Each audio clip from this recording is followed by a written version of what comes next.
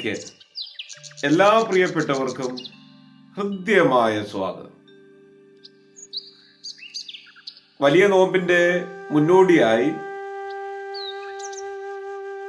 നമ്മൾ ഇന്ന് വാങ്ങിപ്പോയിരിക്കുന്ന സകല ആചാര്യ ശ്രേഷ്ഠന്മാരെയും നമ്മൾ ഓർത്ത് ദൈവസന്നിധിയിൽ അവരെ സമർപ്പിച്ച് അവരുടെ ആത്മാക്കൾക്ക് വേണ്ടി പ്രാർത്ഥിച്ച് അനീതേ ഞായറാഴ്ചയിലേക്ക് പ്രവേശിക്കുകയാണ്.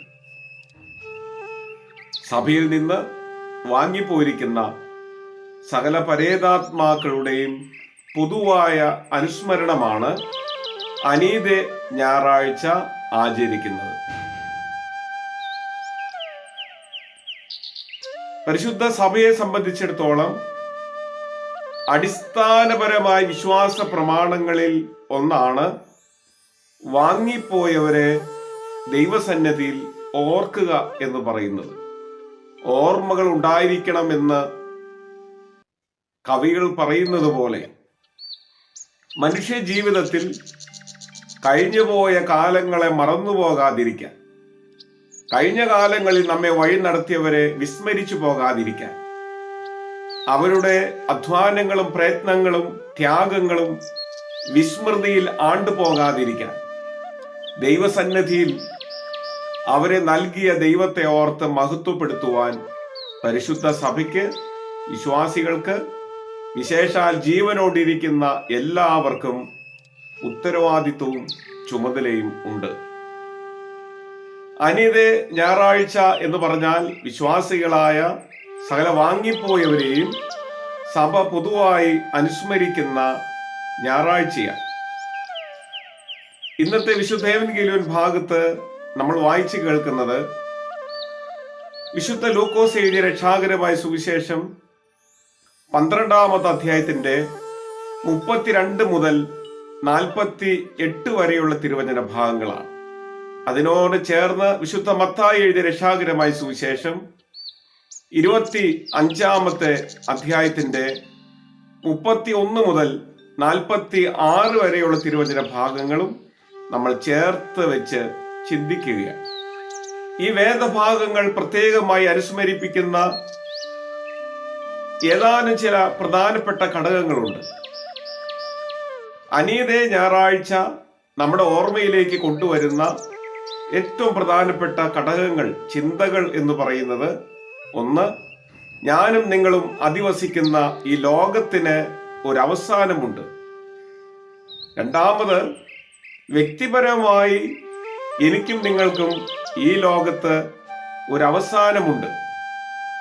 മൂന്നാമതായി, നമ്മുടെ കർത്താവ് രക്ഷിതാവുമാകുന്ന കുഞ്ഞാടിന്റെ മഹത്വ പ്രത്യക്ഷത, രണ്ടാമത്തെ വരവ് പ്രത്യാശയോടെ കാത്തിരിക്കുന്നവരാണ് നമ്മൾ എന്ന ഓർമ്മപ്പെടുത്തൽ ഈ ഞായറാഴ്ചയുണ്ട്. ഇങ്ങനെ വ്യത്യസ്തമായ സ്ഥലങ്ങളെ ഒരുമിച്ച് ചേർത്താണ് അനീതേ ഞായറാഴ്ചയിലെ ചിന്തകളെ പരിശുദ്ധ സഭ ക്രോഡീകരിക്കുന്നത്. ലോകത്തിന്റെ ആരംഭം മുതൽ ഇന്ന് വരെയും നമ്മുടെ കർത്താവിൽ നിദ്ര പ്രാപിച്ചിട്ടുള്ള സകലരെയും പരിശുദ്ധ സഭ ഇന്ന് പൊതുവായി അനുസ്മരിക്കുകയാണ്. ഈ ദിവസം അവർ അനുസ്മരിക്കാനായി സഭ പ്രത്യേകമായി മാറ്റിവെക്കുകയാണ്. എന്തുകൊണ്ടാണ് നമ്മൾ മരിച്ചുപോയവരെ അനുസ്മരിക്കുന്നത്? എന്തിനാണ് നാം അവരെ അനുസ്മരിക്കേണ്ടത്? ഈ ചോദ്യം ഇന്നേറെ പ്രസക്തമാണ്. പ്രത്യേകിച്ച് നവീന ആശയങ്ങൾ പ്രചരിപ്പിച്ച് നവീന സഭകളും സമൂഹങ്ങളും രൂപപ്പെടുന്ന ആധുനിക ജീവിത സാഹചര്യങ്ങളിൽ സത്യവിശ്വാസത്തിന്റെ നിർമ്മലതയിൽ നിലനിൽക്കാൻ പൂർവ്വപിതാക്കന്മാർ നമുക്ക് ഉപദേശിച്ചു തന്ന സ്തുതി ചൊവ്വാക്കപ്പെട്ട സുറിയാനി സഭയുടെ ശ്രേഷ്ഠമായ പാരമ്പര്യങ്ങൾ നിലനിൽക്കാൻ ഈ കാര്യങ്ങളെ കുറിച്ചുള്ള അറിവ് ഈ കാലത്ത് അത്യന്താപേക്ഷിതമാണ്. ഒന്നാമതായി, നമ്മളിൽ നിന്ന് വാങ്ങിപ്പോയിരിക്കുന്നവർ, മരിച്ചുപോയവർ കർത്താവിൽ ജീവിക്കുന്നവരാണ്. നമ്മളിൽ നിന്ന് വാങ്ങിപ്പോയിരിക്കുന്നവർ ആത്മാവിൽ ജീവിക്കുന്നവരാണ്. അവരുടെ ആത്മാവ് സജീവമാണ്. അവർ എന്നേക്കും നിലനിൽക്കുന്നവരാണെന്നുള്ള ഓർമ്മപ്പെടുത്തൽ ഈ അനീതെ ഞായറാഴ്ച നമുക്ക് ലഭിക്കുന്നുണ്ട്.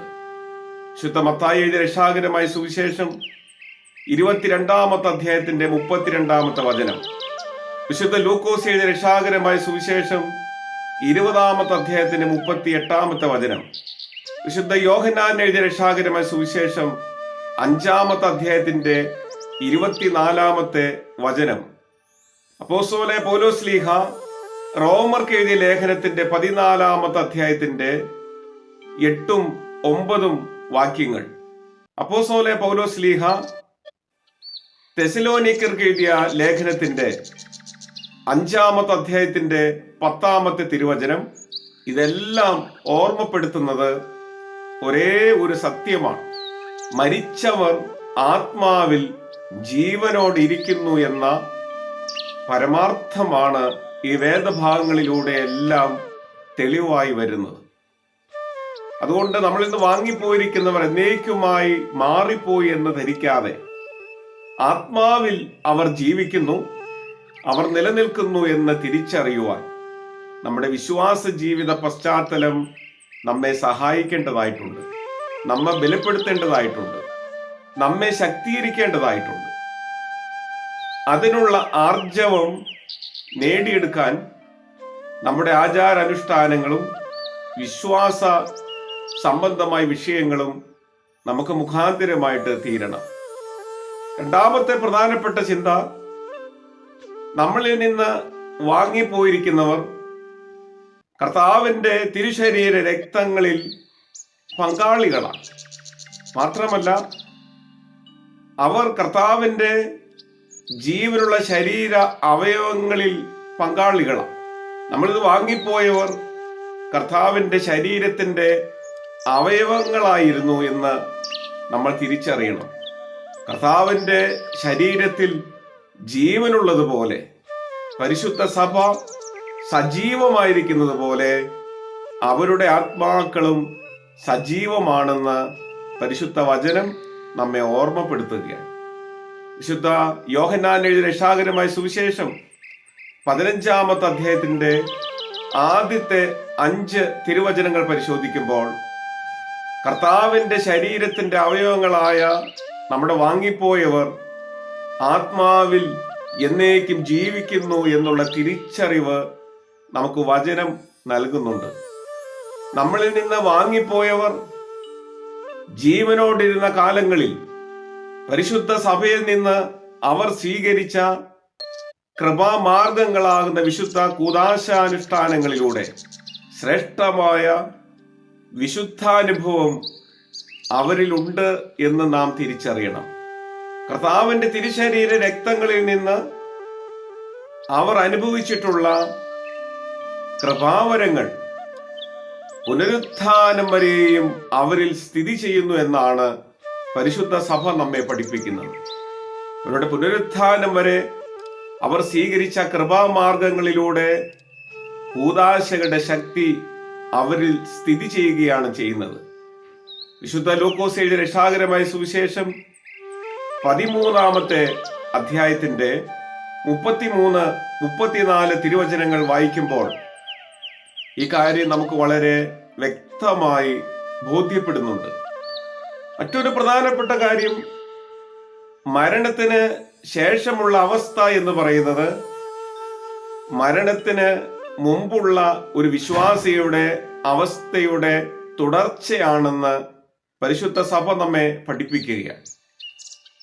അപ്പോൾ ജീവനോടിരുന്നപ്പോഴും മരിച്ചതിന് ശേഷവും ആത്മാവിൽ ജീവിക്കുന്നവരായി മനുഷ്യൻ മാറ്റപ്പെടുന്നു, സഭയുടെ വിശ്വാസി മാറ്റപ്പെടുന്നു എന്ന് തിരുവചനം നമ്മെ ഓർമ്മപ്പെടുത്തുകയാണ്. സഭാപ്രവേശനത്തിന്റെ കൂദാശയായ വിശുദ്ധ മാമോദീസായിലൂടെ കൗദാശിക ബന്ധത്തിലേക്ക് കടന്നു വരുന്ന ഒരു വിശ്വാസി സഭയിൽ നിന്ന് വിവിധ കൃപാമാർഗങ്ങളാകുന്ന വിശുദ്ധ കൂദാശകളിലൂടെയും ആചാരാനുഷ്ഠാനങ്ങളിലൂടെ നേടിയെടുക്കുന്ന ജീവന്റെ തുടിപ്പ്, ജീവന്റെ അനുഭവം, അത് എന്നേക്കും അവരിൽ നിലനിൽക്കുകയാണ് ചെയ്യുന്നത്. അപ്പോസ്തലനായ പൗലോസ് ശ്ലീഹ ഫിലിപ്പിയർക്ക് എഴുതിയ ലേഖനത്തിന്റെ 1-ാമത്തെ അധ്യായത്തിന്റെ 23-ാമത്തെ വചനത്തിലും വിശുദ്ധ ലൂക്കോസിന്റെ രക്ഷാകരമായ സുവിശേഷം 16-ാമത്തെ അധ്യായത്തിന്റെ 25-ാമത്തെ വചനം പരിശോധിക്കുമ്പോഴും മരണത്തിന് ശേഷമുള്ള അവസ്ഥ മരണത്തിന് മുമ്പുള്ള അവസ്ഥയുടെ തുടർച്ചയാണെന്ന് എളുപ്പത്തിൽ മനസ്സിലാക്കാൻ നമ്മെ സഹായിക്കുന്നുണ്ട്. ഇനി നാം മരിച്ചുപോയവർക്ക് വേണ്ടി പ്രാർത്ഥിക്കേണ്ടതിന്റെ ആവശ്യമുണ്ടോ? ആരാധനകളിലും പ്രാർത്ഥനകളിലും നമ്മുടെ വാങ്ങിപ്പോയവരെ നമ്മൾ ഓർക്കേണ്ടതുണ്ടോ എന്ന് പലയിടങ്ങളിലും സംശയങ്ങൾ ഉണ്ടാകാറുണ്ട്. പരിശുദ്ധ സഭ പഠിപ്പിക്കുന്നത് തീർച്ചയായും വാങ്ങിപ്പോയവരെ ഓർത്ത് പ്രാർത്ഥിക്കണം. കാരണം അവർ കർത്താവിൽ നിദ്ര പ്രാപിച്ചവരാണ്. കർത്താവിൽ നിദ്ര പ്രാപിച്ചവർ കർത്താവിൽ ജീവിച്ചവരാണ്. കർത്താവിൽ ജീവിച്ചവർ കർത്താവായ യേശു മിശിഹായുടെ തിരുശരീര രക്തങ്ങളിൽ പങ്കാളികളാണ്. അതുകൊണ്ട് കർത്താവിന്റെ വിശുദ്ധി അവരുടെ ജീവിതങ്ങളിലേക്കും പകരപ്പെട്ടിട്ടുണ്ട് എന്ന് പരിശുദ്ധ സഭ വിശ്വസിക്കുകയാണ്. നമ്മൾ വാങ്ങിപ്പോയവർ ഈ ലോകത്ത് ജീവനോടിരുന്നപ്പോൾ അവർ ചെയ്തു പോയിട്ടുള്ള പാപങ്ങൾ അത് ഏറ്റുപറഞ്ഞ് അനുതപിച്ചതിന്റെ മോചനത്തിന് വേണ്ടി നാം പ്രാർത്ഥിക്കുമ്പോൾ ദൈവസന്നിധിയിൽ ആ പ്രാർത്ഥന ഏറെ സ്വീകാര്യമാണെന്ന് നാം മനസ്സിലാക്കണം.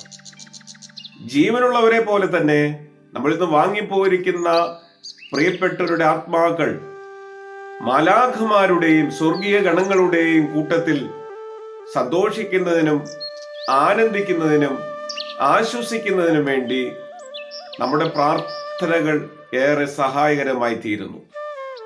വിശുദ്ധന്മാരോടും ശുദ്ധിമതികളോടുമുള്ള കൂട്ടായ്മയ്ക്ക് മരിച്ചുപോയവർക്ക് വേണ്ടിയുള്ള നമ്മുടെ പ്രാർത്ഥനകൾ ഏറെ പ്രയോജനം ചെയ്യുന്നു എന്ന് നാം മനസ്സിലാക്കണം.